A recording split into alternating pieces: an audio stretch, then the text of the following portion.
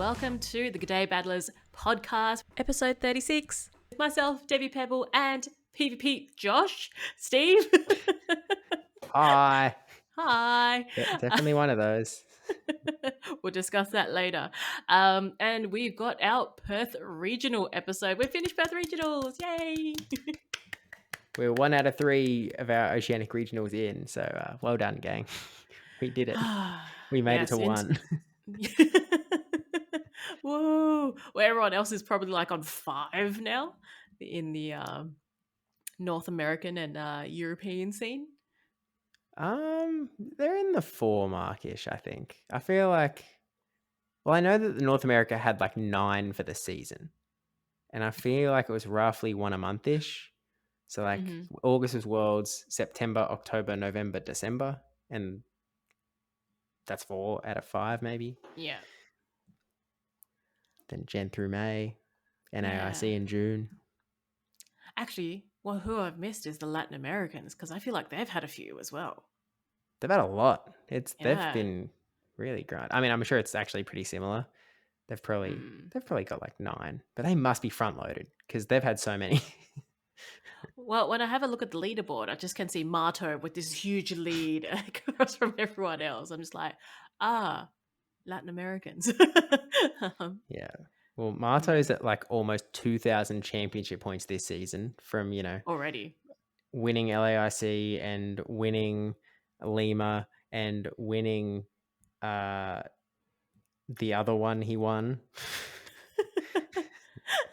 And then, top 16 at this and top 4 at this. He's racked up his points pretty well, especially for a man going into the season pre-qualified for the next World Championships based on his previous Worlds performance. Like, yeah, kind of crazy.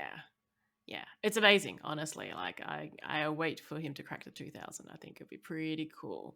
But going back to the original topic, so name reveal, hey. Yeah, so it was a long time coming. It was going to happen at some point that the name reveal was going to go out there. Funnily enough, the way that I thought it was going to go originally back in the day is we were at OCIC 2023, and as some people may remember, I made a cameo on the day 0 stream for OCIC. Wore a suit, whatever, got hair and makeup done, and they asked me like, "Oh, what do you want to put on what do you want to put on the screen? Do you want to put your real name or do you want to put like Steve?" And I was like, "Oh, you know what? Let's save the name reveal for another time. This is a big enough, this is good enough. This is like, hey, he's on the OCIC stream. Cool. We can save the name reveal for another bump. Let's save it for next OCIC. Well, yeah, RIP. Because that was also, they didn't know that was the first time that anyone outside of Australia had learned that my name wasn't Steve, because Daniel Zaneri and the casters were like, "Oh yeah, we'll get Steve on for the pre-show. That's a good idea." And they were like, they looked and they were like, from the stories that are told, it sounds like Daniel was like, "Are we sure he's coming? Because like he's not on the list." And so Speedy's chief shot me a message being like, "Hey man, you coming to Melbourne?" And I'm like, "Yeah man, I'll be there. I'm registered." And he was like, "Huh, okay, because we're checking the list. There's no Steve." And I'm like, "Oh." Yeah, so it turns out, and drop the law update that my name is not Steve. And he's like, "Oh, I see." So the casters found out then. Mel Good, who was staffing OCIC, who was handing out the team sheets, they were split into like, if your surname starts between this and this, you go to this pile, this and this, you go to this pile. Mel happened to have my pile. And I go up to her, just twiddling my thumbs, knowing that she's been through the list, and she just looks at me and calls me a liar. She hands me my team sheet that does not have my name on it. And you are right, Mel. You are right in saying he is a liar. Lied to all of us. Come on. I never said that my name was Steve. It was just written on the channel page. Just because I have the little PvP Steve moniker underneath my bobblehead wherever I go doesn't mean that I lied about being Steve. And it probably still says it right now as well. By the time I Oh edit yeah, this it is still does. saying PvP I'm Steve. not changing it. That's locked in, dude. April 1st, we'll put it in there. Yeah. The problem is I don't. It's like some platforms are really hard to actually change. So like on Twitter, for example, or X, Hmm. I paid for blue tick verification so that the like announcement tweet would get more engagement, whatever. So it would be Hmm. seen by more eyes. Yes. Um, I'll stop paying very shortly. But the when you've got the blue check, you can't change your name, or it'll delete your blue check or whatever. Um, is in Thanks, case you're Elon. like trying to impersonate someone or whatever, which was very funny when they first let that be a paid feature. Mm-hmm. So like otherwise, my Twitter would have been PvP Josh instantly. Mm-mm. But yeah, some platforms are a little less flexible nowadays. So Yeah. Yeah. well. I actually, now thinking back, because when I found out that your name was not Steve, was also at OCIC. Mm-hmm. And it was a point where, okay, I'll go to the point. Basically, like I had Fish on a Heater come up to me, and you were actually behind him because you guys were just off, you just came off stage because of He just your whooped me. yeah. That safe swap wasn't a safe swap. But you both just came off stage. So he came off first and then you came off. And then Fish on a Heater comes straight at me and was just like, hey, Steve's name's not Steve. I'm just like, what are you talking about? And at this point, like, I've already traveled with you. I've like, I've sent you packages. I've done like, all these other things at this point. Actually, no, not the package yet. But No, not yet. no. And I was just like, what do you I thought he was just, I don't know, just being silly, joshing around. And and it was like, oh, his name is Josh. And then at this point, you've come up to the table.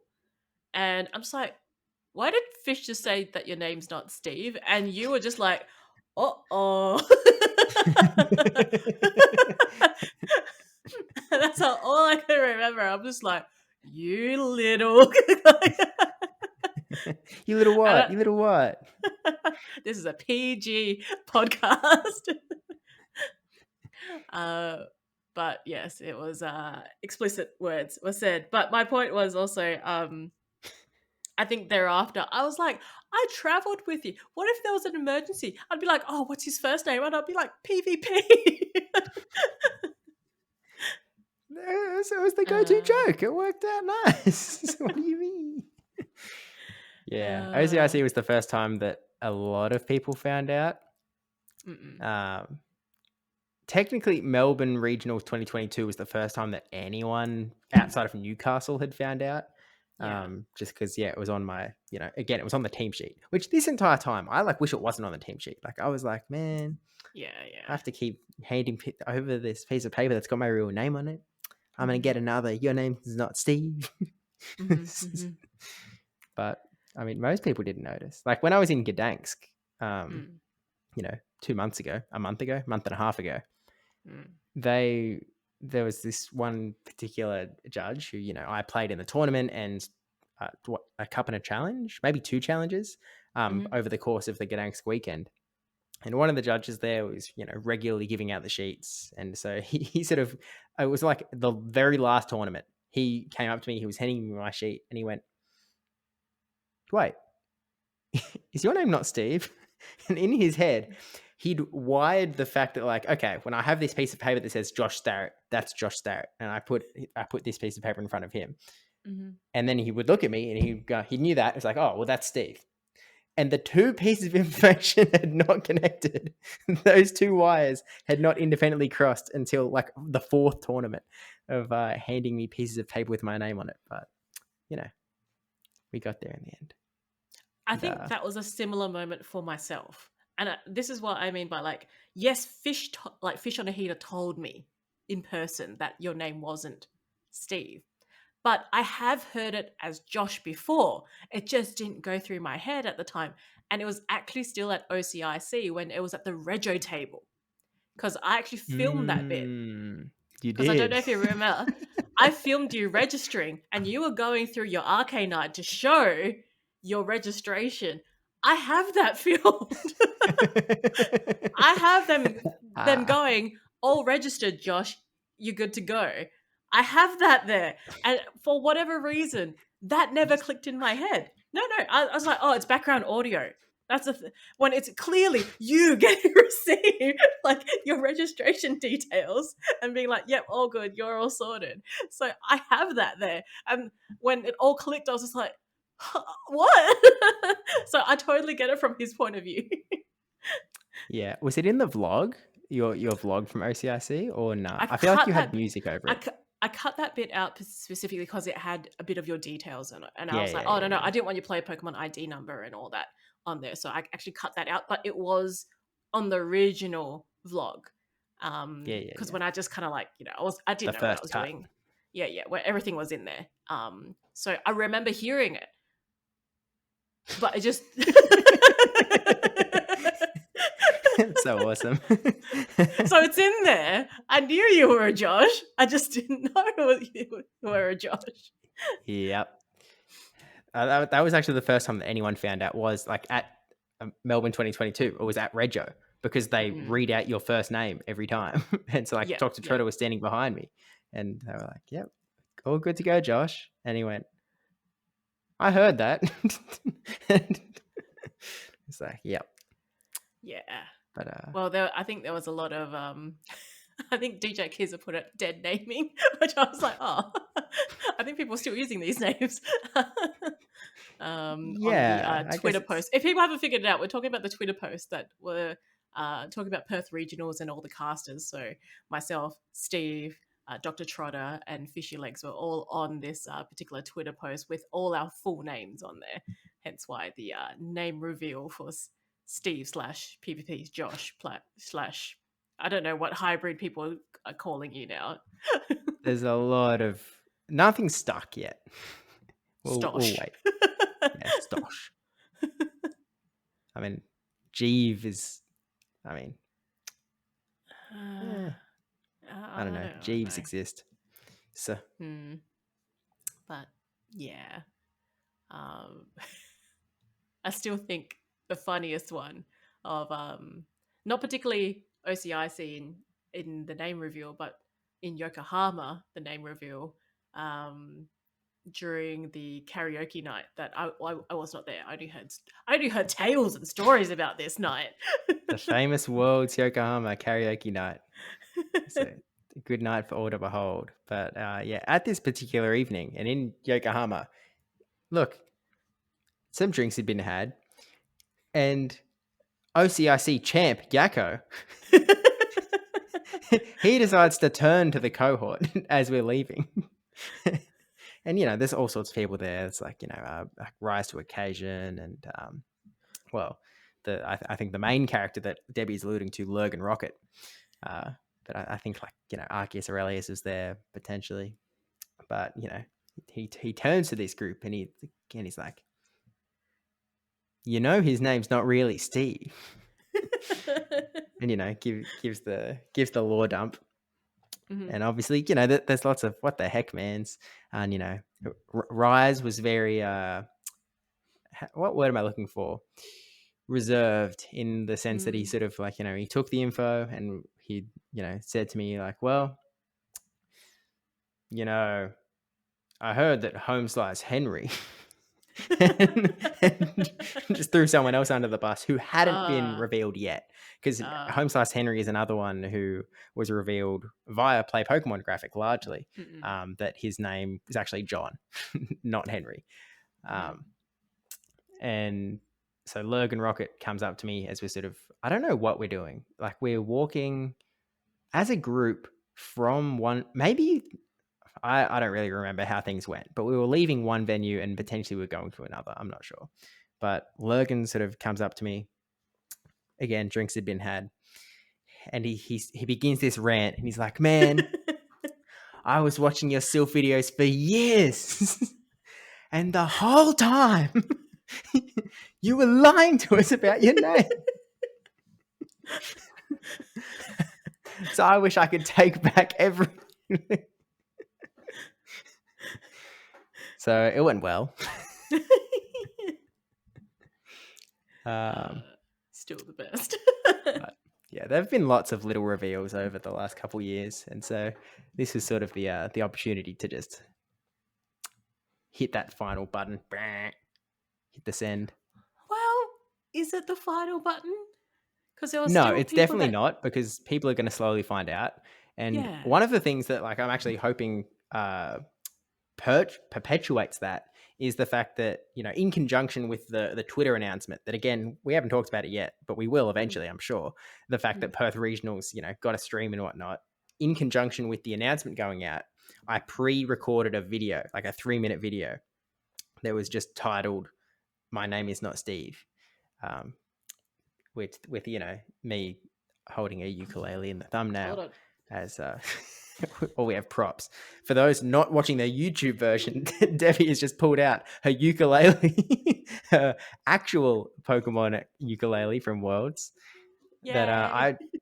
I definitely did want. In my head, I was like, I kind of wish I could have Debbie's ukulele right now, but it was not worth the shipping.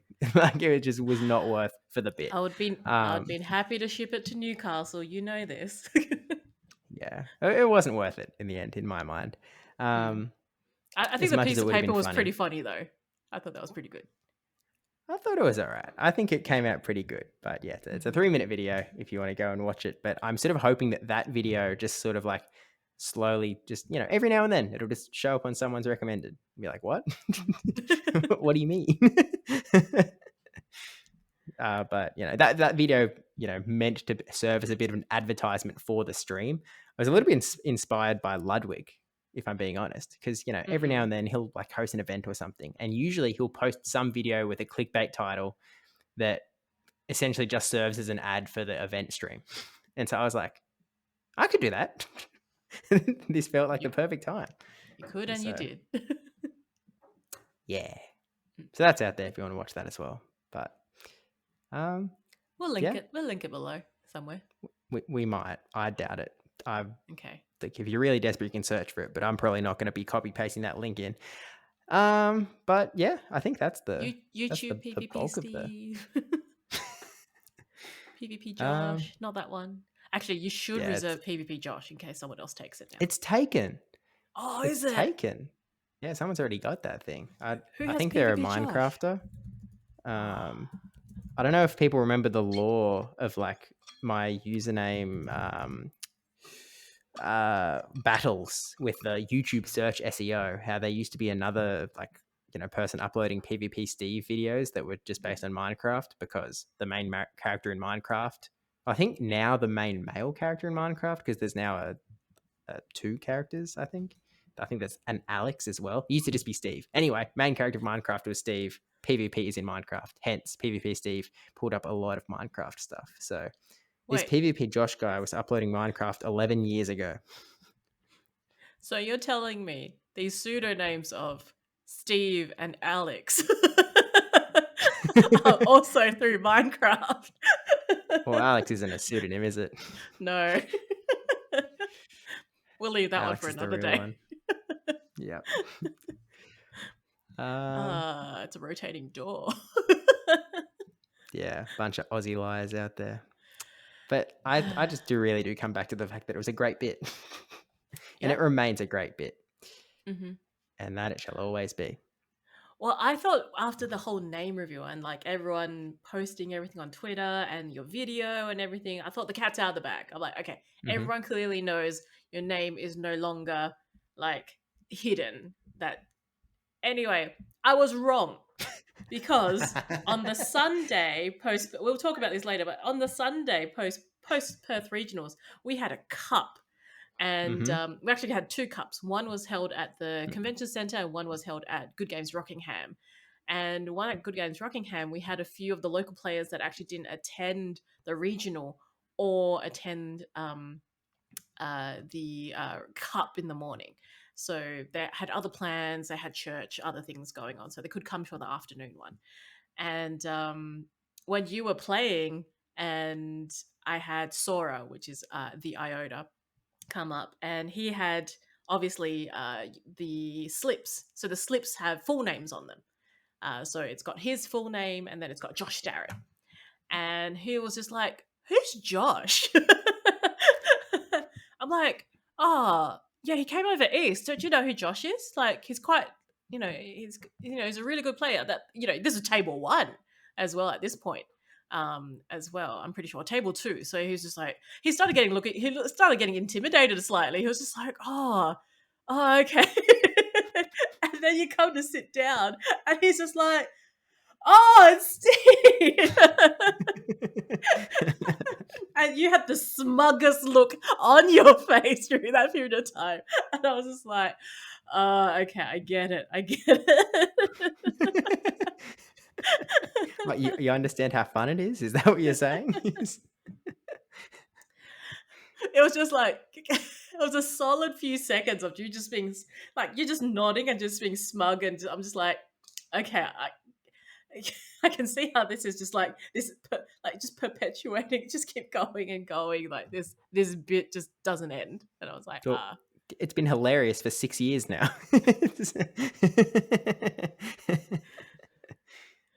And yeah, I'm sure there'll be plenty more people figuring out along the way as well. But, we have now spent 20 minutes talking about my name and not about Perth. But, I guess it was an important point. Well, it was the promo to Perth, right? So It was. So I think before this podcast, we haven't actually announced there was a stream. In the last podcast, We had did we not. say we had not? No. So Perth had a stream. We had a stream. Yeah, I thought so. Originally, I thought that we were going to have an episode before Perth Regionals and an episode after Perth Regionals, being this one, with the one before sort of having that opportunity to sort of like announce, that there was a stream and yada yada yada. But, well, someone had other plans, I guess. Who's the someone?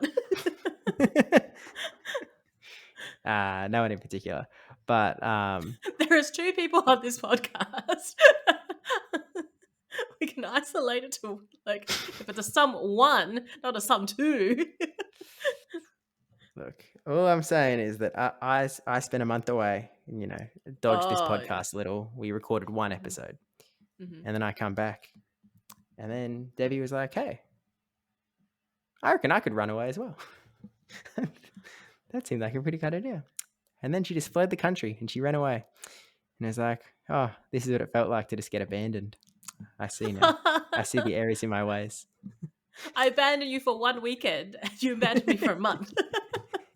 Yeah, tit for tat. It's even Stevens, even Josh's. Yeah, no, in context to this is, we both, yes, we had that time window between, and I was in Singapore for a quick weekend. I have 2 older brothers and they both ran the Singapore Marathon. So I went over to cheer them on. Didn't actually get to cheer them on because unfortunately Debbie got hit with vertigo and was whipped to the hospital on the Sunday morning before their run. Well, actually, they already started their run because the run starts at like at 4 a.m. Because it's before the sun comes up. Long story short, I got out of the hospital around midday. But because of my vertigo, I can't look at screens for long periods of time without getting dizzy or lightheaded. So it made it extremely difficult to practice leading up to Perth Regionals. A lot of the things that I had to do was actually just listen. So I had actually a lot of previous play Pokemon stuff just in the background, so I could listen to it but not watch it to try and absorb a little bit through there. Even work was quite difficult, so during work hours I would have to like look at a screen, do something quickly, shut the screen and duck away. So but yeah, that is getting better, which is good. But yeah, it was just timely. I'm glad it happened that weekend and not Perth Regional weekend, let's put it that way. Yeah. Hence why the podcast is delayed. It was me. I was trying to blame it on Steve, but it was me. Well, I mean, then like, coming back from Perth, the guy that was on the flight with me, like to my right, was just coughing and sneezing the entire way through, no mask. And I was just like, man, this guy just does not care. And surprise, surprise, I got homesick. So Yeah. that's also pushed back any ability to do it through the week, I Yeah. guess. So here we are. And then tag on, tag off. Debbie got sick. Yeah. So So we've I've done been, well, is the bottom yeah, line. I've been down with gastro for the last couple of days. So um, I'm looking pretty slim. We'll have a bit of pre-Christmas weight loss just to, prepare for the swing. I mean, uh, is what it is. it But is. anyway, Off tangent. Let's go back on the rails. yeah. Well, look, we're how many minutes into this podcast, and well, let's talk about Perth. I think we should probably talk about Perth. Okay. So, Perth got a stream. So this is a sort of follow up to the Perth stream that we were able to do last time, because this, as we've talked about, was the Perth back-to-back special, where it was the final regional of the 2024 season. It was the first regional of the 2025 season. So we are just permanently hanging in Perth. We've done 2 regional streams ever, and they've both been in Perth. So shout out Debbie Pebble, I guess. But yeah. So, obviously the same sort of scenario where it was big shout outs to TPCI and ESL Australia, because we can't do a community stream if it isn't with their sort of their approval, and their support to get it all going and whatnot. So yeah, as Debbie said, we announced the week of, so it was like on the Tuesday, I think. Tuesday morning was the announcement. Yeah, Tuesday for the morning, stream. and obviously the regional was on the Saturday, and it was a 1-day regional. So yeah, not a lot of lead up announcement wise, but it got out there. The tactical name drop helped a little bit. Spread that around. And yeah, so pretty much same shenanigan as last time.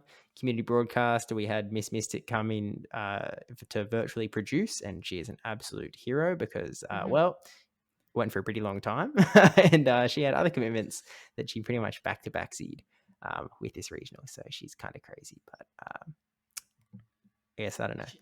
She's amazing and incredible, and I don't know how much coffee, but we should just buy her some as well, because it wouldn't have run without her. And as Steve mentioned, it did run a little longer than expected. So the stream, I think, ended up on 10 hours, somewhere around there. Yeah, it definitely went longer than 10 hours. The YouTube VOD, I've slowly been like slicing bits out, and so I think it's down to like the actual on time, like ignoring be right back screens and starting soon screen, might have been about 9 hours of actual like live broadcast of heads moving and mouths moving, which is a lot. Yeah, for sure. But yeah, and so it is another repeat of Perth, but hopefully less shenanigans from the first time you were in Perth. So well, I can safely say there's no hospital trips from Steve's end this time. Yeah, well, Debbie went a week earlier. She was like, "Oh, let's just lock this in." Yeah. I like to pre-frame things before things happen. So if I went to the hospital, then surely the luck will be just like roll okay from that side of things, right? Yeah, right? Debbie's the type of person to say that, like, "Oh, it's been heads 3 times in a row. It's got to be tails this time." Yeah. Give me my fallacy, please. The ultimate. But yeah, I guess some like behind the scenes bits going into the regional, because obviously, like you can go back and watch the regional. We won't. I don't think we'll talk about too much of what happened on stream, because obviously you can just go and watch it. The VOD is available.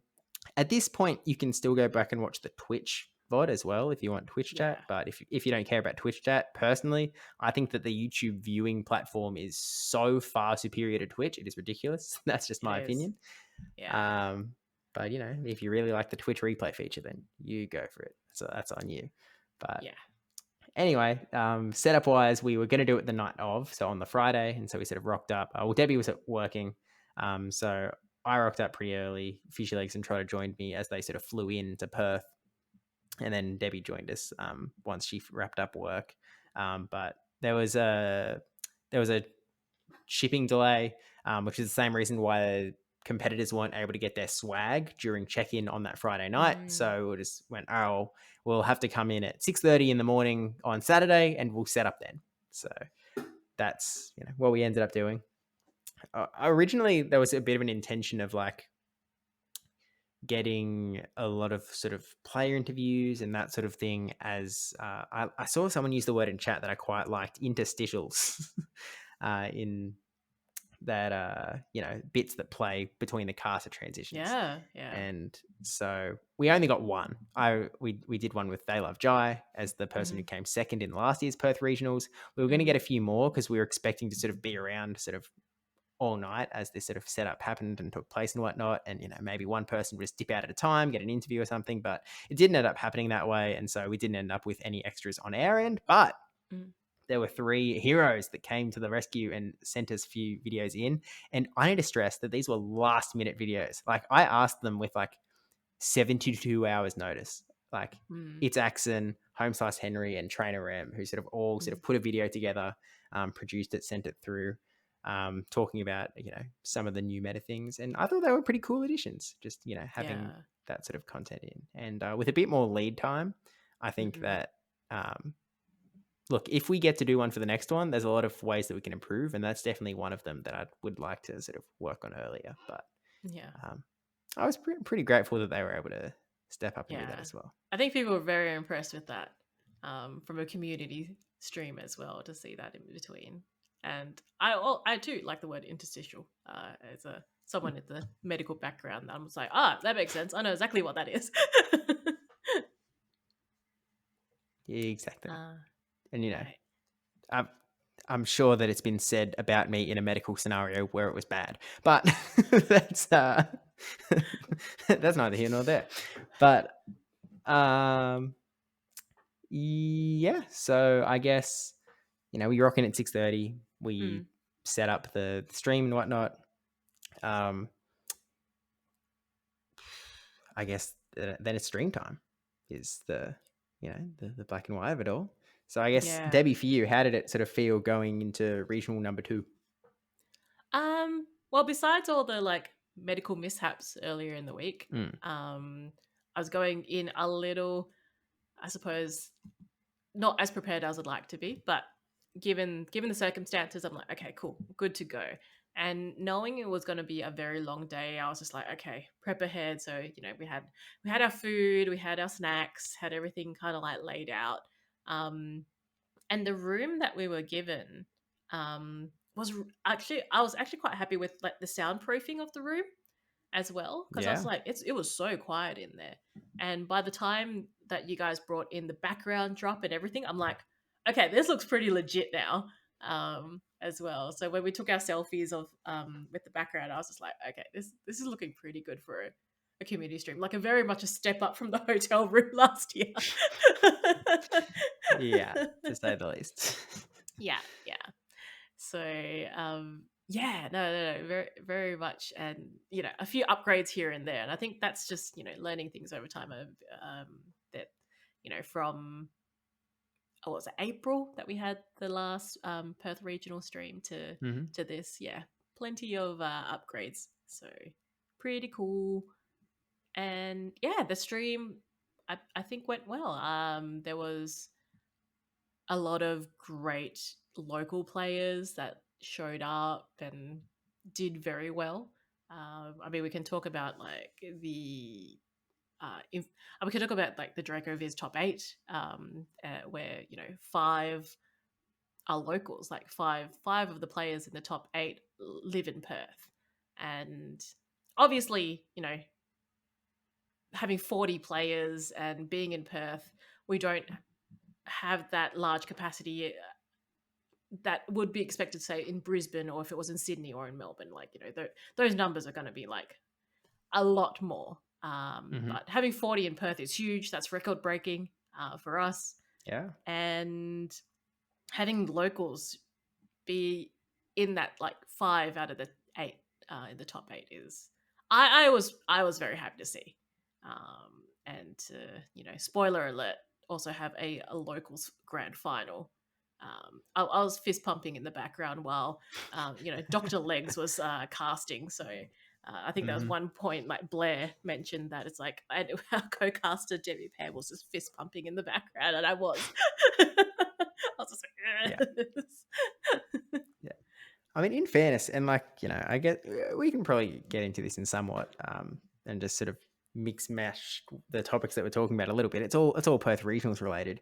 In Perth regionals, obviously this is something that we've well set up over the last year, in the sense that it's a long way away for the East Coast players, and so the only people that were really coming from the East Coast were sort of the sort of sorts of characters that you might expect to be able to win it all. So obviously last year's Perth champion Rick Flareon, you've got people like Mikey Morgs, like these sort of world level qualified battlers like Gone 1001, who you sort of expect to perform well at any tournament they enter in, right? And like yeah. a bad result is a bit of it's unexpected, it's an upset. Mm-hmm. And so in this particular regional, we saw a lot of upsets. It was like round one, like almost every world qualified battler that was in the pool lost round one, and that Yeah. includes Perth locals like Avrip as well. Yeah. And so you sort of found yourself in this scenario where the established players, in a sense, were sort Mm-mm. of all sort of falling out quite quickly, and so you sort of had to have I mean, someone had to beat these guys, and Mm-mm. generally that was other Perth locals who were really showing out quite well in the tournament and making it all the way. Yeah. It is also the first tournament that has been seeded as well, which I thought True. um, probably saved them a little bit. Otherwise, we'd have like a rehash of last year where, Avrip and Mikey Morgs in round one. So that would have been a bit more punishing. So I think a good majority of, I said good majority, a good percentage of those that did fly over did manage to grab some points on the way home. So um, that reigns true into what you're saying is that these are quality players that are coming across. So it's no easy bargain to just come over to Perth to try and grab points. It's a fight. Yeah, it's definitely one of the percentage wise, it's one of the more stacked regionals, just because again, because like Perth locals, there's going to be the full spectrum, right, of like really top battlers and battlers who are more new because they live there, Yeah. so they're going to rock up. Whereas, Mm-hmm. yeah, the people that fly over are really, really heavily skewed to that really, really good column, and so it Yeah. just really sort of boosts the average skill level in the tournament towards that really, really good perspective. So, yeah, it's a tough one, but someone had to win it all, and so, well, I don't know. I guess we can just jump to results and then spin around a little bit. Yeah, we If can. you'd like. Speedies. We're spinning in Yeah. chairs. Well, I mean, I can, but let's not mess with the vertigo, hey. But Thanks. well, Alrighty. so naturally, one thing we should talk about as well is Dragoviz provided a few graphics for the stream Yes. and the overlay that we used for the entire stream as well. So big shout Mm-hmm. out to them. But Thank they you. also provided us with a usage data graphic. Mm-mm. So we were, as part of the stream, we were provided access to the team data in paper form. So we had to write it up, type it up ourselves from the paper. Mm-hmm. But once it was into the spreadsheet, like Dracoviz took the data and they Punched it popped out. out the usage data, which was really nice to have, not only for the stream but also for the online discussion, where this was the first tournament in the world, not necessarily in the dual destiny season, because it was one of Mm. these halfway metas where some of the move changes were live. So the fire punch buff and the ice punch buff were legal, but Mm-hmm. new move additions like Bibarel with rollout were not eligible. So halfway meta. Glaring Corseler being eligible though. So Yeah. we had, some of the big contenders were still big contenders, like Azu and Clodsire were both on over half of teams. I think in my head, there's sort of a couple. There's a few notable things, I guess, on my head from this graphic. But I guess, do you have it in front of you, or do you want to? No, I see it right in front of me. My notable thing that I notice is where's the Galarian Moltres? Yeah, I mean, it's one of those things where, like, when you've only got 40 players, maybe not enough people have a good one. Like, I don't know. I know that there's other people who have the opinion of like, oh man, if they're top battlers in this tournament, they've probably grinded for a Galarian Moltres. But Mm-mm. have they? Because I'm not I seeing them. In the locals, there was a few running them, so I don't think that it wasn't a lack of. I think it was a selective choice of opting out of Galarian Moltres and more Mandibars, because Yeah. they kind of play similar roles. Obviously, different for certain things, but very similar role. Yeah. Personally, I am a little bit of a Mandibuzz enjoyer, and it is a little bit more alignment based than Moltres may potentially be in some settings, but it is a bit more of a traditional flyer rather than where Galarian Moltres, its fast attack damage is coming from a big sucker punch damage, and then its Mm-hmm. only flying move is Brave Bird, which not the cheapest and also not exactly a move that puts you in a good position when you don't land it, let's say. Yeah. So Mandibuzz is a little bit more, it's a bit more easy to use. It's a little bit more bread and butter. It does really nicely into the apes. So both Primeape and Annihilape were back on the top 12 usage graphic this time. Annihilape, I don't think has missed one, but Primeape had dropped off since its first appearance at LAIC. It sort of showed up in the top 12 at LAIC, never again until Perth, I think. I could be wrong on that, but I feel like that's roughly right. Annihilape was sort of hanging around though. But yeah, Monkey's back. And obviously Galarian Corsola, the brand new edition, sort of crept its way into the top 12 as well, which in my opinion is why there was so much dark type, bird type action going around as well, because I felt like it was really to sort of attack those Galarian Corsolas and wall a potential hard option into a lot of teams. But I don't know. On the whole, it's a pretty normal looking usage graph, I think. Yeah, definitely. There's no big outliers here that I can think of, and like given that Corsola's new, it's obviously booted something out, but I was surprised to see like 17.9 still quite significant because it was one of those Pokemon that you had to hatch as well. So it took me a while to hatch a couple out, and even when I got it, I was like, oh, do I want to invest the XLs in this? So obviously there was 17.9% of people that were like, yeah, I'm going to invest in it. Well, I mean, I guess the maths behind that is what 17.9% of 40 is 7 people. So it's not like it's a big number, I guess, of people that did decide to run it.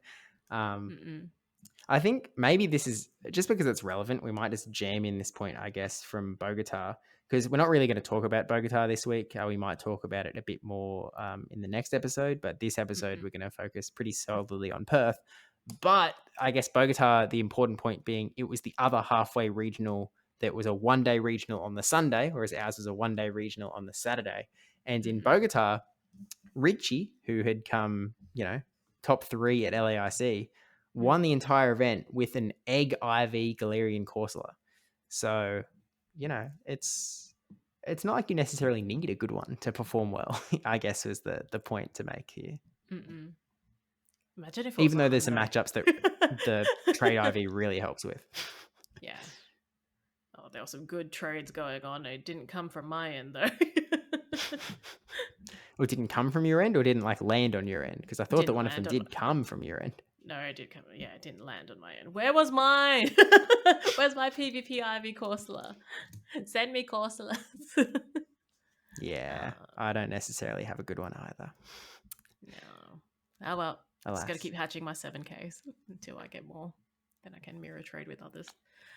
Yeah, I guess like it. Yeah. By the way, actually, maybe tidbit.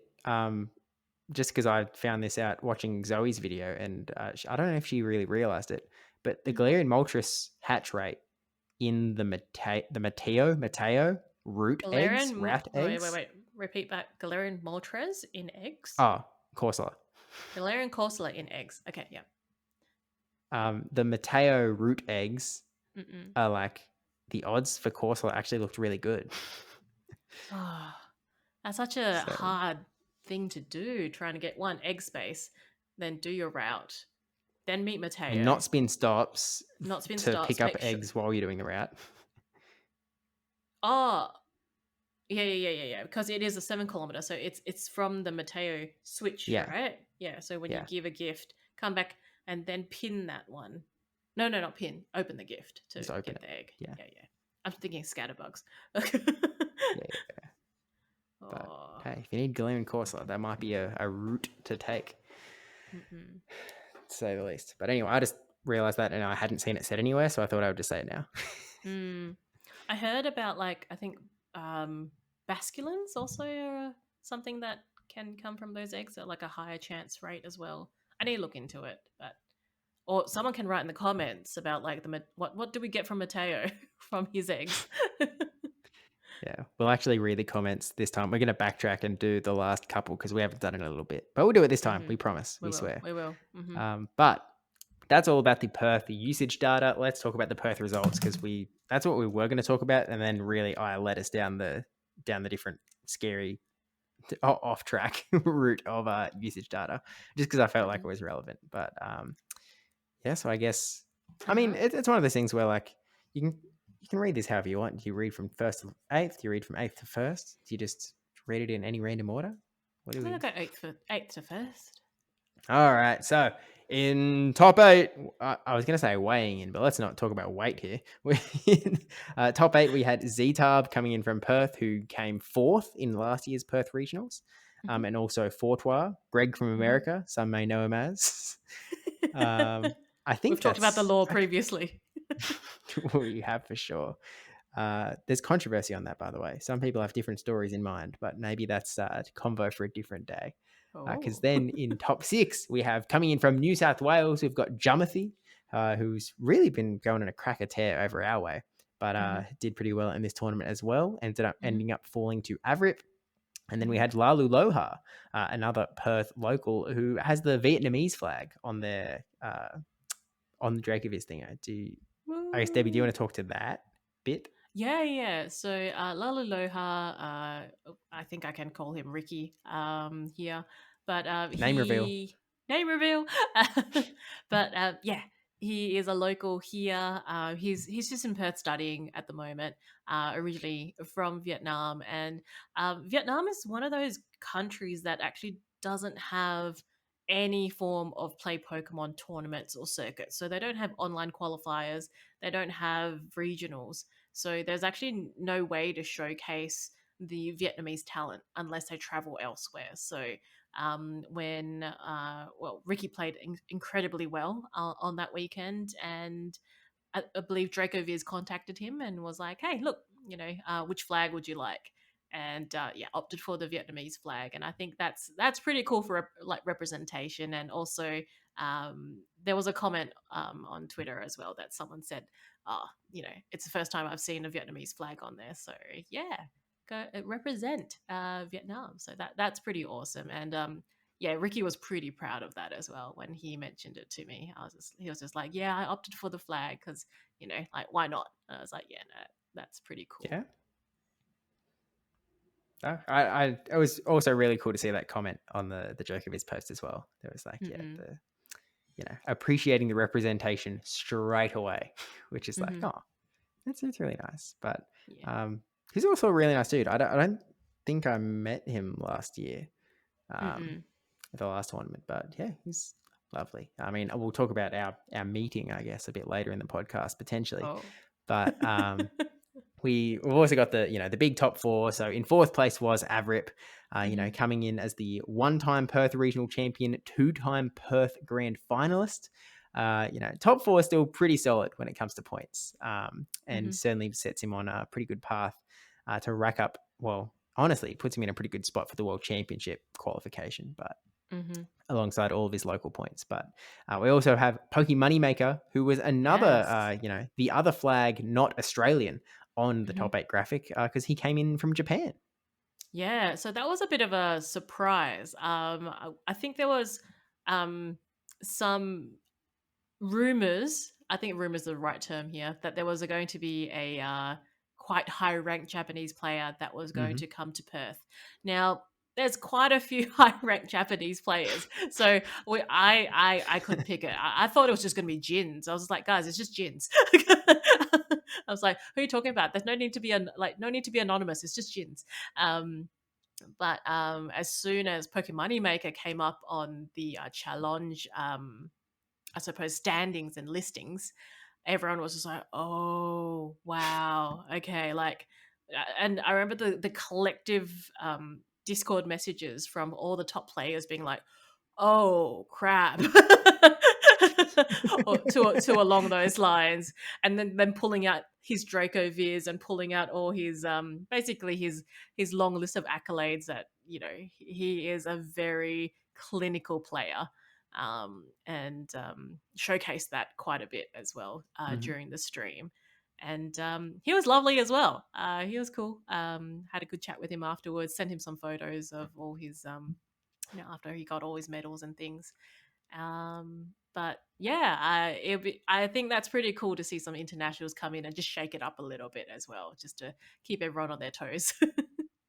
Yeah, well, it's one of those things where this is, and I'm sure we talked about it earlier, that this is the first season that players from Asia are able to travel to anywhere else in the world at their regionals. And if they win the entire thing, then they will instantly qualify for the World Championships.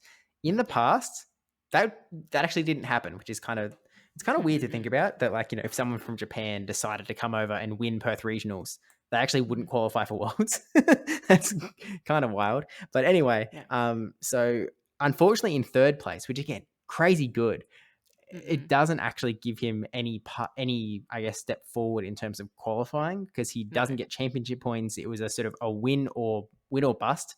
He still does get all of the prize money, so he still walks away with pretty significant, especially third place in a regional. So he did really well on that front. But unfortunately, didn't qualify for Worlds off of this one. But I know that there's a few Japanese players looking at Brisbane regionals at the end of March. So I think that there's going to be a lot of talent heading inbound to try and take that invite and bring it back to Asia. So we'll see how that goes. What I also found funny was that obviously all these high ranked players know how good Pokemon Maker is. However, he was not seeded at all. So he gets put with, like, he could have been put up with anyone, obviously, but it was just the fact that if we have these high level players, should he not be seeded? Like, shouldn't he be like, sitting there with, like, between like Ric Flareon and Gone 1001 or somewhere like that? Instead, he's just like right at the bottom. And I was just like, but I mean, made it to third, so pretty incredible run. Well, you know, that's the fact that the Asia region, it's so hard to align them with the rest of the world in terms of, like, how do we rank these players, was the entire reason there was, like, no seeding at Worlds, because they're just on a completely different circuit. And so it was just impossible to actually create seeding at the World Championships when the Asian players were competing. And so, yeah, they actually, I don't know if it's necessarily a benefit, because it actually, best case scenario, you're actually highly seeded. When you're lower seeded, you're just going to run into a high seeded player quite quickly. And so it's not like it's great for them, but it does mean that, you know, maybe people don't realize who they're about to go up against until it's all too late. Yeah. But no, still pretty incredible. But so I wonder if there will be some sort of mismatch system in the future, just to kind of evaluate that. But still, it was a nice, like, mystery card. yeah. And went incredibly far with a Japanese staple, if I may say, in Shadow Dragonite. Shadow Dragonite, just to me, is the ultimate Japanese pick, because they just seem to use it so much more than we do. And they love in it. all of what am I trying to say? Like the Dracoviz has hosted a few tournaments here or there. Even at the World Championships, I'm pretty sure. I don't know if it was RNX Legend Push, but I think one of the Japanese players was running it there as well. It's really, you seem to see it so much more often coming from a Japanese player than anyone else in these Show 6 formats. And so when I saw his team, I was just like, yeah, it makes sense. It checks out. But anyway, we then had, as Debbie mentioned, the Perth local grand final between, well, the two youngest competitors in the entire tournament, right? It was 89 CGY Flames fan versus They Love Jai in the grand finals. Jai, who came second in the previous Perth regionals as the only regional he's ever played in, which means that he is 2 for 2, top 2, which kind of nutty. But he That's a plays good second again this percentage. time. So second to second. Yeah, yeah. I know Jai really wanted to win it because one, he wanted the the world's champion outfit that you can, so you can wear it in GBL. And two, it's just so close each time. So he's just like, yeah, I just want to win it. And 89 CGY Flames fan, believe he's 14, and I thought it was extremely cute that his younger sister and his mum was there the entire day, sitting beside on the other side as well. So, and they were there for last time as well. So, I think she's well prepared for a long day ahead. um, but yeah, just the young ones. I remember talking to Jai last time, and he qualified for Worlds, but he didn't go to Worlds. He obviously got prize money for getting second in Perth Regionals last time, and um, was given the option. Obviously, he had some other things on, but he decided to save his money and go invest it into a car, which is such a choice at that age range of like that 17y kind of like, oh yeah, I'm saving money for a car kind of thing. I'm like, oh, okay. But he did say if he qualifies or he gets travel award, he's gonna go this year. So Mm-hmm. my fingers crossed for him to get the points and try and get up there to make it over to Yeah, Anaheim. I believe in him. If he keeps bringing his A9, or maybe not. Yeah, so in this regional, so Flames fan had quite a just regular team in, for the season. It was Azu, Shadow Marowak, Jumpluff, Shadow Gator, Primeape, and Shadow Drapion. So, relatively standard. A few things to talk about in terms of Primeape actually succeeding. Jumpluff being a bit of a, I don't know how people are succeeding so consistently with Jumpluff. It's won I so many know. of the last. It's won I don't know, 4 out of the last 6 regionals or something. It's ridiculous. I just don't understand. I had a quick peek at the Toronto day one usage, and it was like the only flyer in the top 12 was Jumpluff. Jumpluff was. Oh, sorry, it was Jumpluff and Talonflame. Oh, no, Yeah. no Mandy. No. No Interesting. Mandy, I haven't no seen any of it Moltres. yet. Yeah, yeah. I just briefly saw it this morning, in between of me not being dizzy. Mm-hmm. Mm. Yeah, good to know that Debbie's taking care of herself.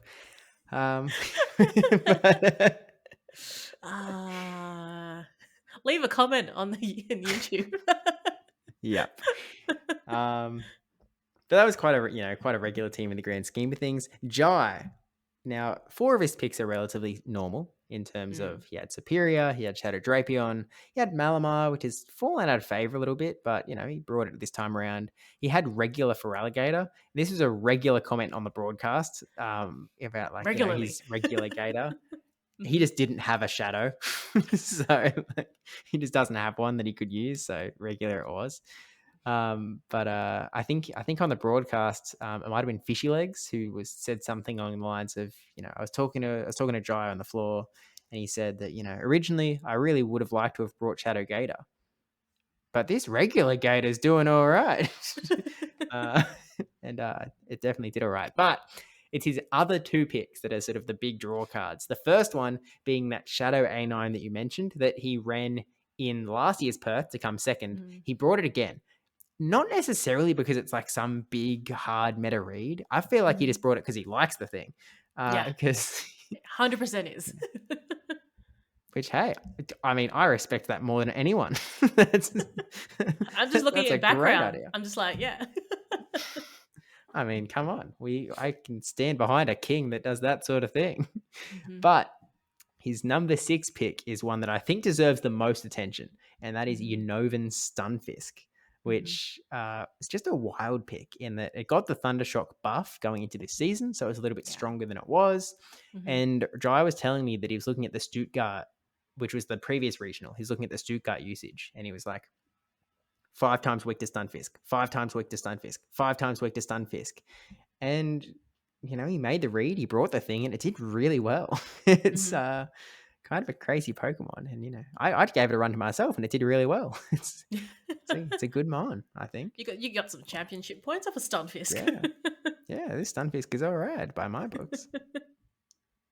Yeah, no, it was a very wild pick, and like I don't think I've seen a Novan Stunfisk in the Play Pokemon circuit ever been like streamed before.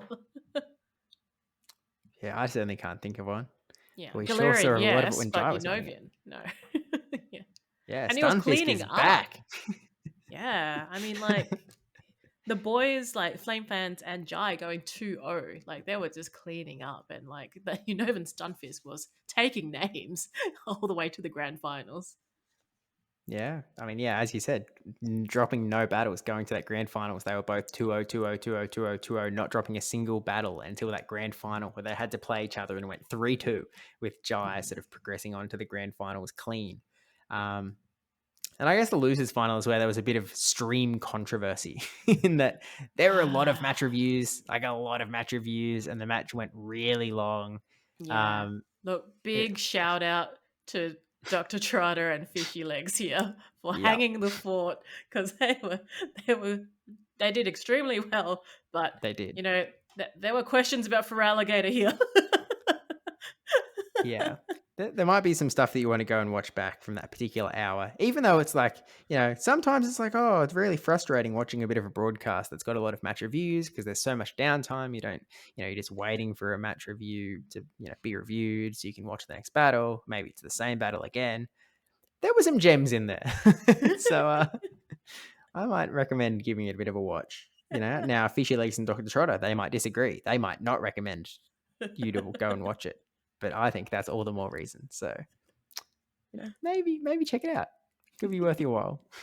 But yeah, they really did a cracker of a job just holding the fort for so long. I mean, Mm, Debbie, I'm pretty sure we dodged every match review in the stream. Like, did we have a yeah. single one? I think there were times where I was like, "Oh, did we switch out now?" Because I thought we would go longer because of like how long they went. Because they were like, "Yeah, yeah, you've already done two turns." I was like, "Oh, have we? Okay."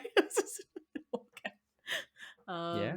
So yeah, I think unfortunately they copped the end of any time there was a review, and unfortunately that losers final 4 out of 5 reviews was quite painful. And I was on the floor during that period of time, and every time there was a review, and I was just like, letting you guys know because of the stream delay. Obviously, you guys wouldn't see it until, what was it, 3 minutes later or something along those lines. So Um, just a warning. They're doing Christmas Carol fireworks by the sounds of it at the moment. So if there's any, banging in the background, that's all that is. Santa's coming. Continue. Or he's not anymore. Oh dear. But yeah, so yeah, that was just. Um, I think there was the phones were a bit overheated, therefore it just needed to be switched over, and the the reviews. I mean, everyone has the right to review. I should just say that now. Like, if you see something, you should say something, even if you're not sure. That's what the judges are there for. Unfortunately, 4 reviews in a full losers final is very long, Yep. and the judges, I think, on the floor did as well they could, with circumstances. The phones did get changed over for the finals, the actual proper grand finals, and yeah, I would have liked um, like if knowing there is like a Japanese player that is coming in to play, I would have liked to seen like a actual translator there. But I think Pokemon Moneymaker did quite well in his explanation of things as well. But I think if like very much like Worlds and things like that, usually they'll have a translator with them or sit with them when they are playing on the stage. So that would be cool to see in the future. Can I be honest? That feels Mm. like a big ask to me. In like, Perth is such a small regional. Like, having to have someone on staff that knows every possible language of every possible competitor that's sort of coming through. Yeah, it's a feels like fair. a real big ask. I think if there's going to be more internationals coming in to Australia to play, I think it's something to look into. Um, Yeah, it's something to look into. I just I don't mean, know like there's what one the there was one for Go, but I think there was quite a few for like TCG and also for VG as well. So even if they just had one translator just to hang around the event for like 2 days, or someone that kind of spoke a little bit at least, so that they could understand and translate a few terms. Because obviously, like if you get a full Japanese translator and they're trying to translate, like Bulbasaur, they're not going to know that. Like that's a different translation. That's a different language on its own. yeah. Um, I mean, but I understand a little. Like this is not really the same at all. But obviously, when I was in South America competing, especially Buenos Aires, like mm-mm, there wasn't a translator per se, but like some of the staff had were quite good at English. Some of them weren't very good at English, and if mm-mm. you wanted to speak to a judge, and they would sort of you know Yeah, pu- direct you onto one of the ones that did have no English. Um, and so like in my head, when I'm going over there, I'm mm, going in with the expectation that like I don't expect them to speak my language. I am mm-mm. expecting to I'll have my Google Translate app ready. I'll Yeah, try and use whatever broken Spanish I can muster mm-mm. up. But like I was entering a country that didn't speak my language, expecting to have to make up the short gap, I guess. Yeah, yeah, Um, but like if there's a large Japanese population that was competing across the three games, then it could be well worthwhile. But yeah, I'm yeah. just not sure I just where wonder if that this is math ends that. up, Yeah. Mm. I just wondering because like if obviously this it's is the it's more first. budget, but it Yeah. could be worthwhile. It's the first toe in, right? That all these Hmm. Asian players can come down and possibly qualify.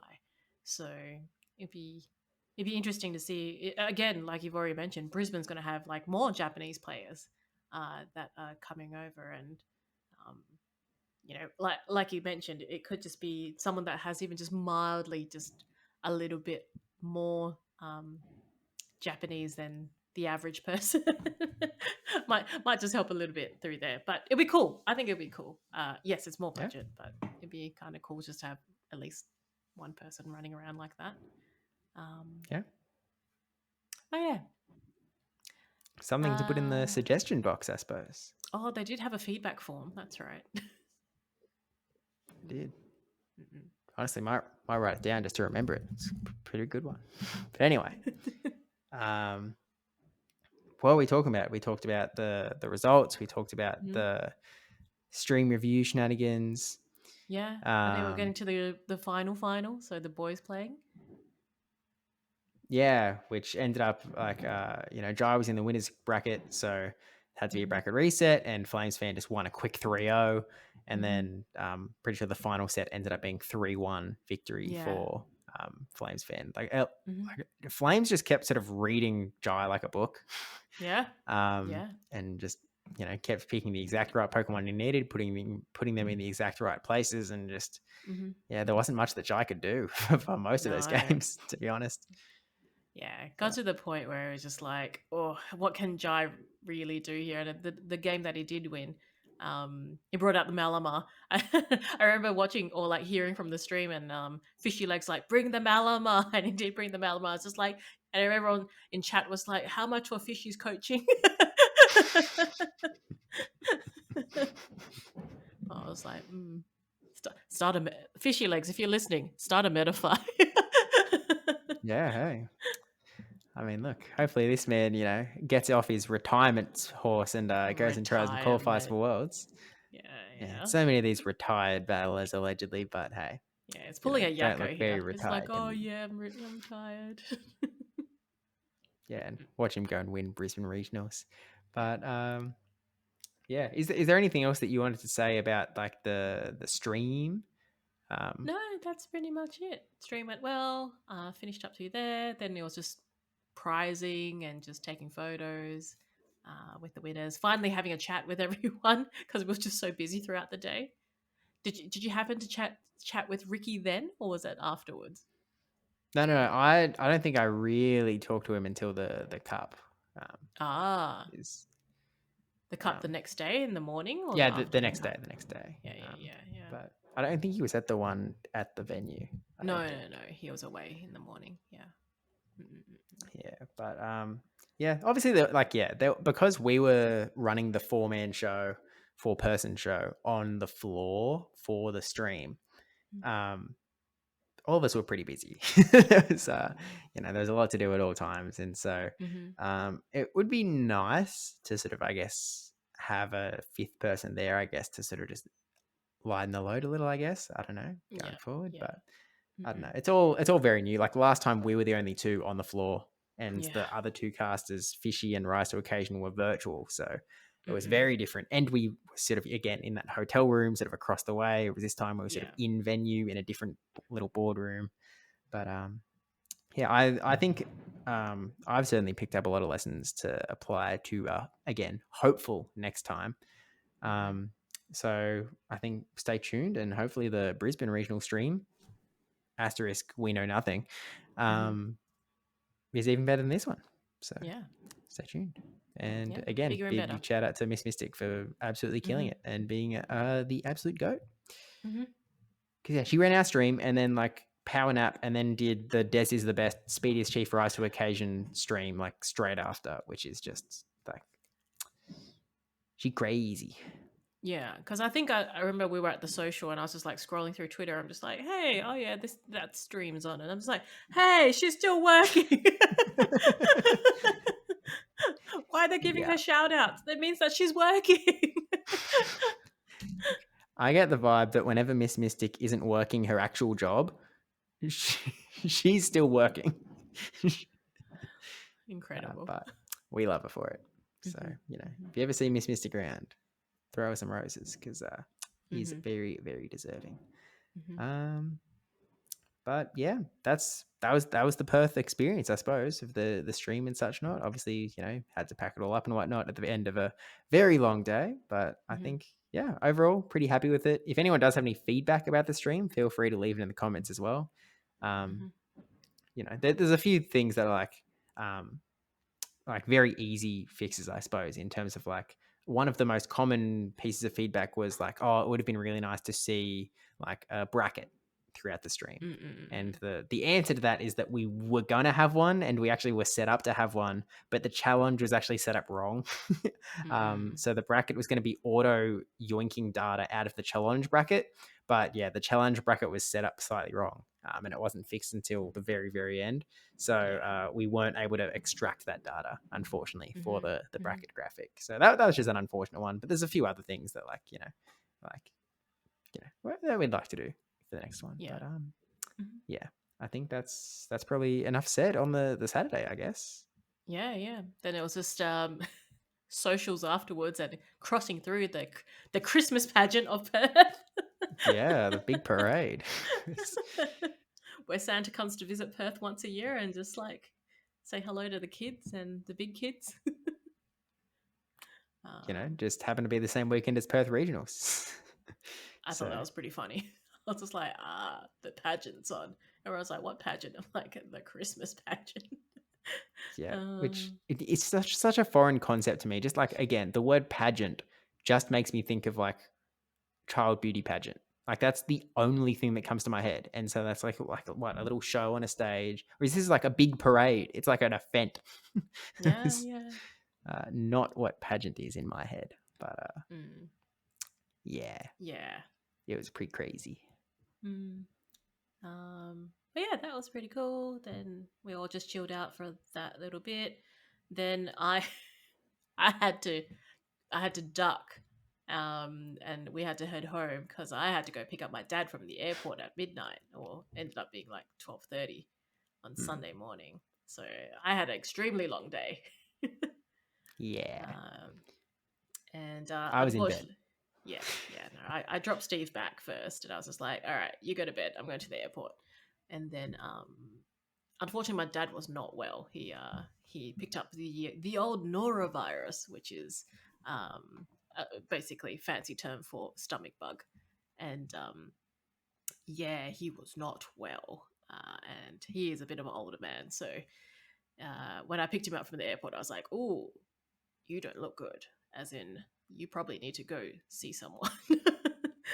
And so I was monitoring through the mornings, just seeing how he was, and yeah, no, he was not well. So by the time I did not get much sleep that night, and by the time it was 6 a.m., I was just like, all right, we are gonna take you to the hospital. So hey, look, another hospital incident on a Perth regional weekend. Ooh. 2 for 2. Forget Jai's record. These Perth regionals are pretty dangerous, man. I don't know. There's This is championship Sundays. Just this is Fiona worrying. Stanley. Yeah. But yeah, so unfortunately, I did not make it to the cup in the morning. So there was a few people that messaged me, just like, "Oh, are you coming to the cup?" Like it's like, "Where are you?" kind of thing, and I was just like, nah. So, but you did play at the cup though. I did, and there are a few shenanigans in there. Like I think Fishy Legs filled out his form wrong, his team sheet wrong. When he went to Wow, his this like guy match, is retired. well, when he went to his game 2 match, he sat down, and I think he was across from Cola 4 from Melbourne. Hmm. I think. Yeah, I think it was Cola. And so they sort of sit down, and Cola sort of like, they started to chat, and then Cola sort of like, he's thinking, he's like, are you O2 as well? And Fishy was like, no, I'm 2-0. And Cola was like, okay, well, something's definitely wrong because we shouldn't be paired. And, it eventually clicks in Fishy's head, and he's like, oh, wait, let me go check. And the previous match, Gone had circled the wrong the wrong person as winning, and so Fishy had a 1-1 record instead of a 2-0, and so everyone's like, "Oh, everyone stop!" And it's like, "Oh, you're shuffling over here, you're shuffling over here, you're shuffling over here." So we had a good lot of shenanigans thrown in for good measure. There was also in one of my rounds, I was matched up against Taj, and as many people know, Taj is a bit of a loose unit. And he'll run all sorts of shenanigans. He was running his favorite acid spray Ferrothorn, and he was sort of like, you know what, every one of my opponents, I'm going to get to shield and acid spray. That was his sort of goal. And so I'm playing him. Game 1, he clicks the move. I go, no shield, acid spray, called it. Yeah. Carry on. Throws the second move. No shield, acid spray, calls it. You're not getting me, mister. You are not getting me. I think I win game 1. Before game 2, actually, I lock in because Taj also takes quite a while to lock in. Also, hello, Taj. I know you're listening to this. So, I lock in, and I'm just sitting there waiting for Taj. And I'm like, you know what? It's getting a bit late. We're getting towards lunchtime. I'm hungry. And so I pull a sandwich out of my bag that I prepared earlier. And I just started nomming away. Nom, nom, nom, nom, nom, nom, nom, nom. Still waiting for Taj. One hand on the sandwich, one hand on the phone. Eventually, Taj locks in. He's like, all right, game 2. Entire time, I'm sitting there eating my sandwich. He actually says, and I found this incredibly funny, and I know that it won't come across as funny as it was, but he just said the simple words as he locked in, come on, sandwich boy. And I cracked. That was so funny. Couldn't have said anything funnier in that moment. But anyway, eating along, throws the move. I no shield. It's acid spray. He throws another move, and I'm like, it's power whip. I'm letting it go through anyway. No shield. Power whip takes out whatever my Pokemon was, but I'm like, I'm not shielding an acid spray. It's not happening. Eventually, I win the game. I claim that I finished my sandwich before I beat him, but he was like, oh, it was still in your mouth. You were still chewing. So, but it was a good time. But yeah, I don't think I did that well in that cup. I think I went like 2-3 or something like that. But there was actually another recurring guest that I don't think I even mentioned it to you actually. In that between games 4 and 5, and through the day I'd been Twitter messaging this guy, Jay Sparksy, who yes. long-time listeners and Debbie Pebbles may remember as a guy who I met at the 2023 Brisbane Regional Championship, who, was our 4th man to finish an auto-rect tournament, a side event. And, after we played, he traded me the Golduck that he'd lost with as a trophy. And so he messaged me at the start of the day being like, hey man, if you're around, like, I'd love to do Mm, another Autorex battle with you. And I was like, oh, mm, heck yeah, dude. Let's mhm, do this mhm, thing. And so he was doing a TCG Cup. I was doing the Go Cup. And I was like, look, mhm, I'll message you between rounds. And so I messaged him after round 4, being like, hey, we're waiting for round 5 to start. Like, let me know, whatever. All of a sudden mhm. he appears. He's like, let's do this thing. We do another Autorect. And it finishes off with like my Clang defeats his Lapras in the back. It's Clang. Autorect classics. And Mhm, we trade another trophy. He trades me his what does he trade me? One of the Pokemon that he lost with. I trade him my Clang, mhm, and I think we've officially cemented a tradition that we're sort of going to be mm. looking for each other at Brisbane Regionals in March to I love this. go for our next Autorect bout. But Mhm, mhm, yeah, fun guy. I like him. mm-mm, Um, really, that's all there is to say. Well, actually, most of us had to leave the cup, right? So mhm, so the one cup was at the venue. As mhm, Debbie mentioned, the other cup was in Rockingham, mhm. which is a distance away. Yeah. It's not next Eh, door. It's about a 35-minute drive. So it's actually quite away from the city. Perth, like WA is long. We're not dense, like a dense city. We're just a very long city. So Rockingham is a full nut. It's a little city away almost by that point. So uh, but the Rockingham store is amazing. Like they have been so accommodating for us in the past, and I felt like it'd just be fitting to have a cup there. Although it's so far away from everything, but there's the stores that are close to the city or closer. All the staff were working or like volunteering Mm, at regionals. So Rockingham, because it was so far away, they actually didn't have staff that were working that way up. So it actually worked out going, okay, where is somewhere we could actually hold a cup? And Rockingham was like first to put their hand up and be like, yeah, we're happy to take you guys on again. So yeah, like it's a great store. It's like, very, very large as well. So it could accommodate all of us there, and has some really some eateries behind just a walk away. So made mm, it quite easy to just go grab food and um, yeah, even getting down there because I just drove down, whereas you took some public transport down, and mhm. I heard it's quite easy to get down from there with like a train and a bus ride. Yeah, it wasn't too bad. The train wasn't too bad. We I guess the reason I mentioned it was because most of us had to leave the first cup early because Mm-mm. it was running a little bit long. We had to get to the second cup, and so I think we left when it was like maybe it was top 4 was still to play or something like that, or maybe even Mm-mm. top 8 was still to play when we actually left. I'm not sure. Yeah. Might have been top 4, but there are luckily the few guys that were sort of left, a lot of them had to leave. Like they Mm-hmm. weren't going to be able to make the second cup, so they had Yeah. flights back home, so it Mm-hmm. didn't matter too much. I think, did Rick end up winning the? Rick, yes, Yeah, he won the yeah. cup. Rick ended up winning the cup at the venue, Mhm. which I always like look and be like, huh. He got just as many championship points as he would have winning a 4-person cup anywhere else. That's kind of crazy. After winning this, stacked, no regional going on at the same time. Everyone still in the city playing this, playing Mhm. this regional. So many worlds qualified battlers. Like the top 8 was so stacked. Like Mhm. same amount of points. So I was like, oh, Yeah, but he got tickets, so he would have that's got true. something from the wall.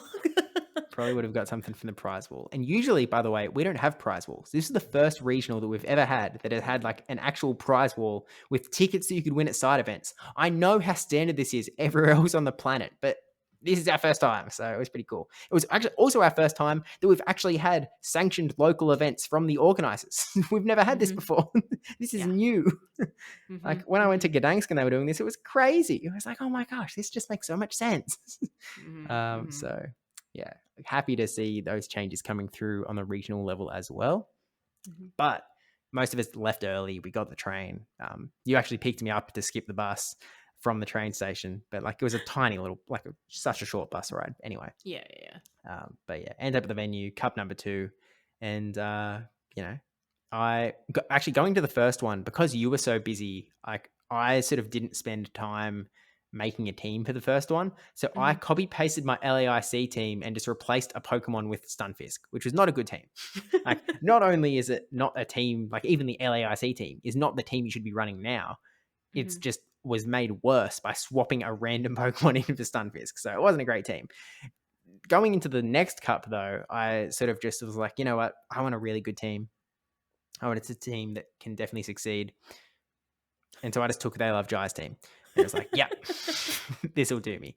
I did make a swap, though. I was like, I don't know about Alola Ninetales. He never really impressed me with it too much when he was using it in the streamed battles. So I was like, look, I'll replace it with something else. I want something with mostly the same coverage. Obviously, I'm going to be weak to something. But I was like, look, what does Alola Ninetales do? It was Powder Snow, so it does decent into the grasses. It does decent into flyers. It does okay into fighters. So I was like, okay. Shadow Typhlosion does a pretty similar job. It beats grasses. It beats flyers. It has a decent time against the fighters. It's also got good matchup into Feraligatr. It's a Pokemon that I quite like. So I was like, yeah, this works. So it was just Jai's team with Typhlosion thrown in. And it went a lot better. It went a lot better, to say the least. But yeah, so much so that someone got championship points. I did. Top 4, baby. Only non-Perthian in the top 4. So is what you it is, come I guess. over here to my locals to take my no. Yeah. I mean, it was still almost less time taken out of my day to get to that one than it was to get to my Sydney ones. So Hey, look, you're invited anytime. If you just need to come over for a weekend of points. If the tickets were that cheap that you could just fly over and just, you know what, just do it and then go back. Yeah, if only. But yeah, that's actually where I, obviously there was the story you told earlier from the Iota, but I also played Laluloha in this cup. And crushed him. No, it wasn't too bad. I didn't play out of my mind or anything, but I played well enough to exploit some mistakes. Got in, snuck into the top 4. Pretty good. Ricky's a fun one to play against as well because I enjoy his commentary. Just even when I play mistakes, he'll just be like, "Why throw then?" And I'm just like, my favorite line was there was I can't remember if it was a couple or a challenge, but a final between Laluloha and Avrip, and it was game 3, and I think Ricky expected Adam to not wait a turn, and Adam did wait a turn, and because of that won the game. And Ricky just says out loud, "Go, why you play like this?" And I just lost it. I just absolutely lost it. It was the funniest thing at that point. I was just like, "Oh, just be here for every tournament, please." Like, brings me so much joy. Yeah. Yeah. But yeah, no, things went well at the Rockingham Cup. I think we had like 15 players, which is awesome. And yeah, a few from over east as well. I think there was like Mardi Gras was there, and Godzilla as well came down for that one. Obviously yourself, and a few others as well. So that was pretty cool. And then yeah, we just finished it up pretty much at the sports bar behind and just chilled out. Same as last year. Yeah, same as last year. Yeah. Well, I think it'll probably be the last one that will do that because I think if ESL Australia are planning to do more of these sanctioned cups and challenges, and most likely more tournaments will go to the day 2. I think it's only Perth that really gets a day 1. Then it's probably going to be extended to quite later into the day. So probably the last time that we'll actually have to leave the venue to do a sanctioned cup. So yeah, it's kind of a nice finisher through that. And then yeah, you were off in the morning, just back to the airport and then flew home. No, again, pushing Debbie to go for an early morning escape, keep the sleep levels down. Took I her off caught to the up. airport. Yeah, that's true. But yeah, and then off home we went. Mhm, And that mhm. was Perth. That was Perth.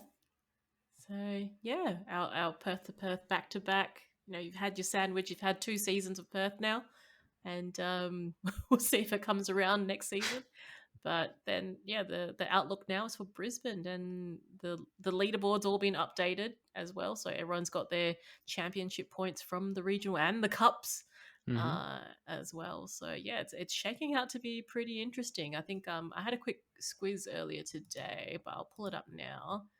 Uh, the the NAIC Travel Award Mm-hmm. top four currently sits at Avrip, then Jumathi, Mm-hmm. then 89 CGY Flames Fan, and then They Love Jai.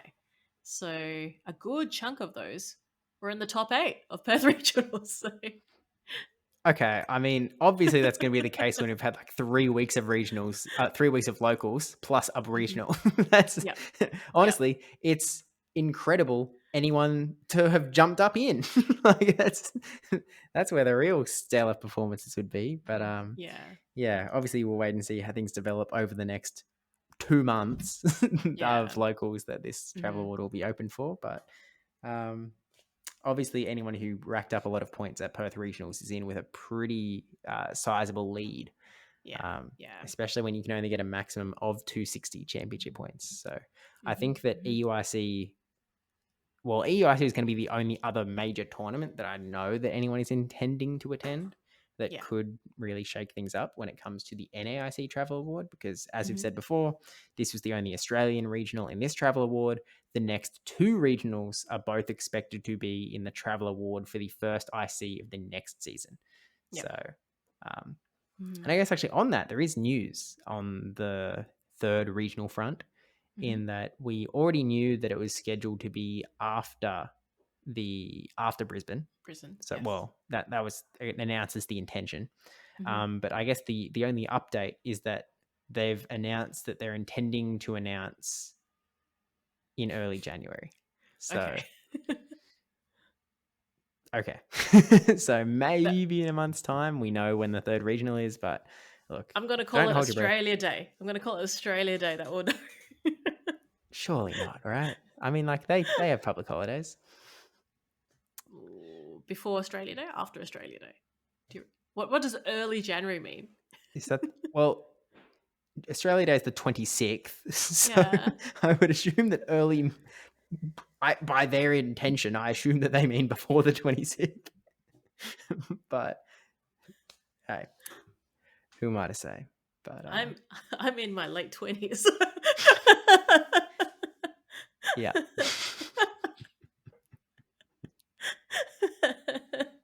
We'll leave it at that. Yeah. Anyway. Yeah. I guess any other last comments from you on Perth Regionals before we wrap this thing up? No Perth regional stuff, but we should go to the YouTube comments We before should we do wrap that. it We up. said we were going to do that. So let's Yes, go to the YouTube comments. we did a So pinky promise. we I guess you could say we did. I don't think we did, I but see we'll no honor it as pinkies. if it was one. Okay. I don't remember pulling my pinky out. Oh, that's all I'm saying. I swear you said pinky promise. So, but there No. was no pinkies to be revealed. Well, we're doing it anyway. Okay. But first episode, so we're 3 episodes behind essentially on YouTube comments, which Mhm. at the rate we've been uploading them over various travels overseas is quite a long time. it's Thanks, it's less than everyone. 2 months, Debbie. It's less than 2 months. Oh, we did well. We're legends. I mean, by the time this comes out, we'll see. Ooh. But at least time of recording, it is all good. So, Mhm, mhm. first comment we've got was from at PvP Steve, and he says, first, You just had to read that one out. yeah. I'm sorry, do you think I commented on the episode to not have it read out? I mean, come on. Let's Oh, be okay. real. Is this how we're running that? Okay, okay. All right. Yeah. Noted. All right. I'll leave No. comments in the future then. Yeah, oh, there. They'll make it. That's your, g'day battlers given right. Okay. Okay, we've then got the other comment on this episode, and this was from like Lima, Louisville, and Australia. Mhm. From Ann Emma, doing the YouTube comedy thing again. I'm only a few minutes in and I've got super keen to comment. We've been there before. Yay for a video podcast. Oh, because was this the first one we did video? Yeah, it was. Yeah. Oh, right. So this is only episode 4 of the video podcast. Mm. Interesting. Does it make me a grandma for not knowing the vodcast term?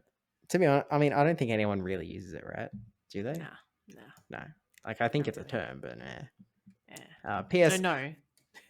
Yeah, I mean, it is what it is, I guess. P.S. Fully got thrown off by the white drapery thing on the back of Debbie's chair. Fully thought it was a veil and like, oh, have fun before I released Ava Plonker. Yeah, which I don't think it was. Well, it was just like a shirt, right? Yeah, it's just a large shirt. It's I'll go grab it. We've got more props. It's just a large shirt. So I think it was on the back of your chair when I did the takeover stream of your thingo as well, I think. Because I only thought of it after the fact. Wait, it was your screen was frozen on my end. I couldn't see what you were doing. That's okay. I'm not repeating it. I guess I'll just have to watch the vodcast back. If you're watching the video, you're right with me, experiencing it for the first time, I suppose. But anyway, hashtag Steve Tour, excellent hashtag. Debbie didn't even come up with any hashtag ideas. In Debbie we trust. True, but that was before I left. Man, we were behind. But on to episode 34, and there's a few comments on this one, Debbie. There is. Let me scroll down. Scroll. Nautical PvP Pokemon Go says, "What a fun podcast." Thank you. Yo, the man, the myth, the legend, whose team sheet we showed. And actually, maybe if you want to keep reading out the comments, I'll actually pull up Nautical's most recent team sheet shenanigans as well, because the action has not stopped for long-time Nautical viewers. No, we need our art section of the podcast. Next is Bamboss with, "I came to the YouTube version of the podcast for the first time, specifically for the Nautical content. So we need to show it now." Hang on, I've got the first one. Let me keep going. Okay, I'm going to go here. Next comment is from Ann Emma, saying, "Another YouTube comment for the algorithm thingy. Another excellent podcast episode. Also, yes to stickers. I love stickers. I want a sticker, please. If yous come over for EUIC, please bring me one. Can I offer an exceptionally poor drawing of a Sinisty or Poltergeist in return? Also tea, the beverage drink, not verbal tea, from Bert and Blend." Oh, she's offering a good deal. Are you thinking about going to EUIC now? Oh, look, we got the artwork. We do. Oh, I'll put it here. You can keep reading. I'm going to set them all up. There's multiple. And then the last comment on episode 34 was from Nautical again. "The battle against Mikey Morgs, I misclicked because I battled on iPad. I know how that feels. On the phone, and my Feraligator's Hydro Cannon would have knocked out, but his rank 3 Azumarill ended up taking the Stone Edge. We both was going to KO. We both thought it was going to KO from my rank 7 Machamp. Okay, fair enough." Yeah, but I totally understand iPad feels. Yeah, I haven't had the pleasure / mispleasure. I don't know what the answer is playing on an iPad yet. Is it other than the Apple bit? Is it a win or a loss being that big? Look, as my vision gets worse over time, I think it's better. In your late 20s. Bring on the artwork. Okay. We'll take a slight break before the episode 35 comments let's look at some more nautical posting. So those that are sort of only coming into this episode fresh and didn't watch the one a few episodes back, Nautical is a young kid who plays in the locals in Sydney, and he has begun hand drawing his team sheets to incredible degree. So here is, and so I think there was a cup and a challenge. And so there's all sorts of things on. Let's actually make it real big. So So here's Shadow for Alligator, and you've got all the important details, right? The CP, the moves over on the left-hand side. You've got the comment, I think he's pregnant, based on his stomach. Actually, we'll come back over here. Next Pokemon, he's got Dunsparce, looking very spooky here. He's written, Dunsparce is evil. He will drill you. And I don't know what this drawing of him next to Dunsparce is. So then got Clodsire, portable good boy blob. He's got a little halo on it. Next one, and again, audio listeners, just remember to come back to the end of this podcast in video version because this is so worth looking at. It's so funny. Then got this Primeape here. Bro likes steroids. I think he also likes his left side because he has drawn the left side very bulky. The right side is scrawny. I do notice that he has not included a CP on this one, so we'll be disqualifying him from play. Next up, we have a Shadow Pidgeot. Angelic hair, beautiful hair. Pidgeot flies in the air, completely bare. Well, obviously, because Pokemon have no clothes, guess who Pidgeot loads? Bastiodon. So, beautiful poetry. Yeah, what a poet. Well. Oh, actually, there's commentary. Best poem ever. How's Go Wild area going? Of course, it was that weekend. I believe this was hosted that weekend. He then has Mandibuzz here, which is, it's certainly a notable drawing compared to the other ones. Beautiful. The process of evolution from Vullaby is perfectly demonstrated in this drawing. She's not wrong. Yep. So there's that. Let's keep going. Let's go to the next one that he played. I didn't want to do the side commentary on the side or the other one. Oh, no, sorry. Yeah, of course. We've got to get the side commentary. Because the side commentary is important. It was very important. So he wrote a note in the top right. If you run a Azumarill, you are a menace. And he's got an evil looking Azumarill. If you run any Charmer, you are a menace. And he's drawn Wigglytuff with a little sword. If you run a Bastiodon, this is a Clodsire meta. What were you thinking? And he's drawn Bastiodon with the tagline, I'm old and I suck. Hey, he's just in his late 20s, okay? All right, we've got more nautical content though. We've got Clodsire with a drawing of my brother and me with two little whoopers, one with devil horns and one with a halo. He's then got Mandibuzz with my brother, a little Vullaby, and me, another little Vullaby. We've got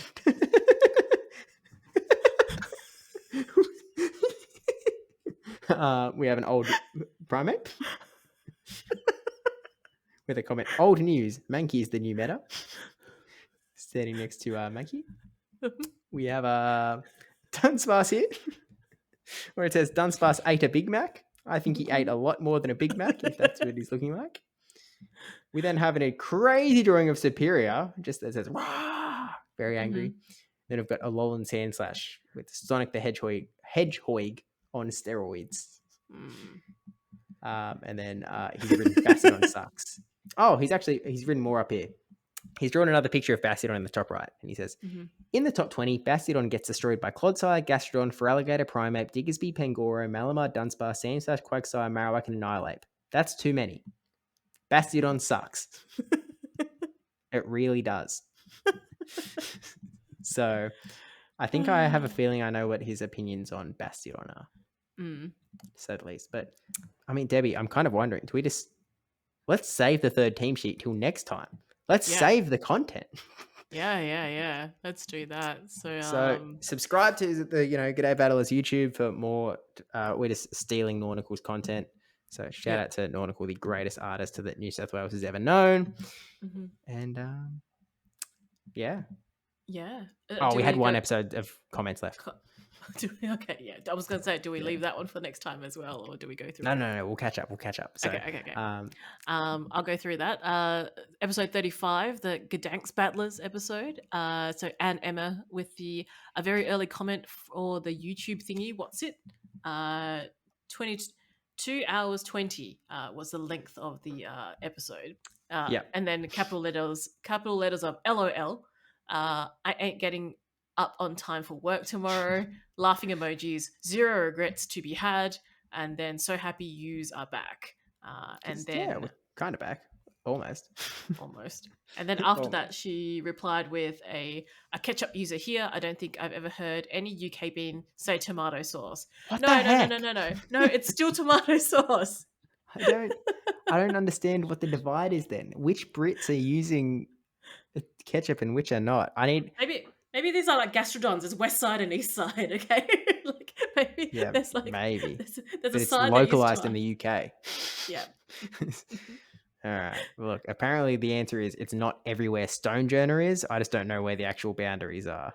But we'll find out. We'll find out. And So then we then have a comment from Twastel, T Wastel. mhm. Hold on, let me get this straight. So Steve Ubered to the venue in Gdansk for day one, but didn't Uber to the venue for day one at LAIC. Make it make sense. I can make it make sense, Tristan. It was so far away in Gdansk. It was ridiculous in the like it wasn't that far, but it was like an hour walk. It was in Mhm. LAIC. The whole point was like, oh, it's like a 5-minute walk. It's like right there. So you may as well, like surely. But Gdansk was like, you're not walking. I caught Okay. public transport in on the Rego day. Mhm. Not worth. Especially when the Uber was so cheap with sharing it with 3 people. It was like, yeah, we're Ubering this thing. But it was Yeah. also just like they already organized it. They were just like happy to have me tag along. And I was like, heck Mhm. yeah, dude, I'll hang. It sounds like a Mhm. good time. Mhm. So yeah, a little bit different circumstances. But look, maybe my phone would have got stolen in Gdansk if I walked. So I think I'd have saved my phone for a couple of weeks. I was just smart, really. Bit of a genius. That's how I'm taking it. Yeah, let's go with that. Yeah, yeah, genius of this guy, clever. Thanks for listening to the Hooray. episode. If you'd like to follow our socials at G'day Badlers on X/Twitter, drop us a like, a comment, subscribe on YouTube, 5-star rating on Spotify, and any other review platforms on the other respective listening things such as Apple and others, iHeartRadio. I don't know, or the other ones that we do here as well. We will be back soon. And also, if you haven't already, check out Steve's video on his name reveal. If you want to check out the Perth Regional stream, the VOD is available on his YouTube channel. And if you're very lucky, still on Twitch. If you want to see it with all the chat and everything on there as well. And yeah, anything else, Steve? Anything I missed? I think that's it. So we'll see you in the next one. Obviously, we'll catch up with the proper regionals then. We'll talk about Bogota. We'll talk about Toronto that is currently Mm-hmm. unraveling as well. Yeah. And hopefully, well, I think that this is probably going to be the 2 longest episodes in a row. I think we're going to get shorter from here. Yeah. Probably, but we'll see. It depends on the We'll tangent. see. We'll see how we go.